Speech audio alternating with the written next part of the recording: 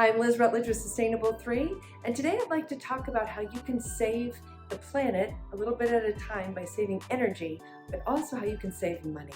We're all looking to tighten our financial belts right now, and being aware of time of use billing and how many kilowatts your different devices and different appliances use can be helpful. So let's get started. First, we got this great sticker that reminds us to minimize use of appliances between 3 and 7 p.m. But we also want to be minimizing usage after 1 p.m. on the weekdays. One of the first things that we want to talk about is the fact that if this toaster is not plugged in, it's not using any energy. But the moment we plug it in, because it's kind of a smart toaster, it is starting to use energy immediately. So keeping it unplugged when you're not using it can save energy. I have this kilowatt measurer, and when nothing's plugged in, it says it's using 0 watts. But the moment I plug in this smart toaster, you can see that it starts using energy right away, because at a minimum, it's running this light, right? Start to toast something, it uses a lot more energy. And if it's after 1 p.m., they're gonna be charging twice as much for this amount of usage.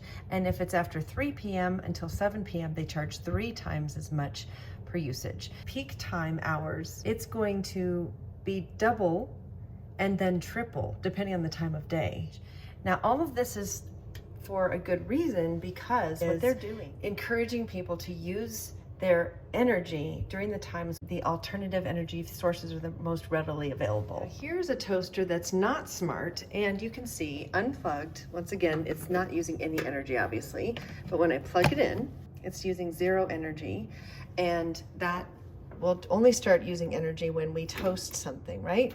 So if we put it on toast, we start toasting, then we can see it uses a lot of energy, and that's just for toasting. We do the stay on feature, it uses a lot of energy as well. But it's going to be using energy constantly as long as that toaster oven is on. See, this kettle that's just sitting here but plugged in is using 0 watts of energy, 0 kilowatts. But then when I push the button to start it heating, it immediately starts using energy. So in this case, you could leave it plugged in but just turned off. So it's a good idea to know which appliances are smart and not. So I hate to say not smart, but this is an example of a not smart appliance, in that you turn on this switch, it starts using energy, you turn it off, and it goes back to 0. It's pretty cool, actually. So knowing which of your appliances are smart and which are not smart, which are going to be using more energy and not energy. When I say smart, it's actually not smart in its energy usage, because it's using more energy, but it's more convenient for us, right? I always try to make my tips easy to understand and easy to integrate, and the habits that I'm trying to form myself, and also how to share things with you, I'm trying to make it easier for us to not be so overwhelmed by all of the information we're getting about climate change and sustainable living and whatnot. And just these little ways that we can save energy, they'll not only help the environment, they'll also help our bank accounts. Another way you can save energy is replace your light bulbs with LEDs or even compact fluorescents. They use significantly less electricity than regular light bulbs. Of course, one of the most important things you can do is turn off lights when you're not using them and when you leave a room. One of our biggest vices in America is the dryer.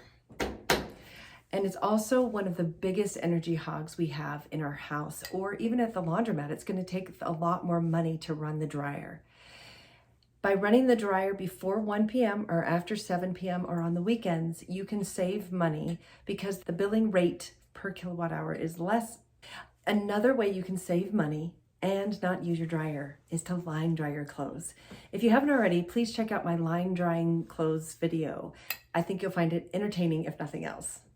And you might be curious about what's in this basket. These are dryer balls, and dryer balls help reduce drying time in the dryer if you're going to use the dryer, and they help fluff your clothes, so you can almost eliminate fabric softener and fabric softener sheets, which saves you even more money and helps save the planet too, because it reduces the amount of energy that the dryer is using. Thank you for taking the time to join me today, and I hope you found it helpful. If you have any questions, feel free to email me. My email is sustainable3, sustainable, T-H-R-E-E @gmail.com. Have a great day.